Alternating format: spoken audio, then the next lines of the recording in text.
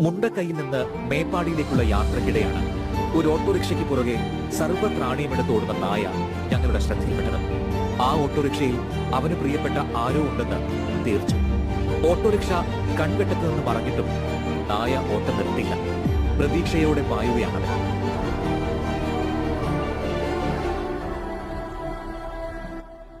അവനില്ലാതെ ആ ഓട്ടോറിക്ഷയ്ക്കും കൂടുതൽ ദൂരം താണ്ടാനാകില്ലെന്ന് ഉറപ്പായിരുന്നു. മുഷിഞ്ഞ വസ്ത്രം ധരിച്ച ഒരാൾ ഇറങ്ങി വന്നു.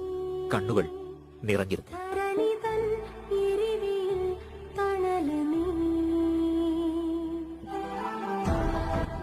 അവർ കണ്ണുകളിൽ നോക്കി സംസാരിച്ചു. കൂട്ടാതെ പോയതിലെ പരിഭവം. ഇവന്റെ പേര് അപ്പു. ഇത് അപ്പുവിന്റെ പ്രിയപ്പെട്ട ഗോപാലേട്ടൻ. ഭാഗ്യം കൊണ്ടാണ് ഗോപാലേട്ടനും കുടുംബവും ഉരുൾപൊട്ടലിൽ നിന്ന് രക്ഷപ്പെട്ടത്. അന്നു മുതൽ ക്യാമ്പിലാണവർ. അപ്പു ചൂരൽമലയിലും.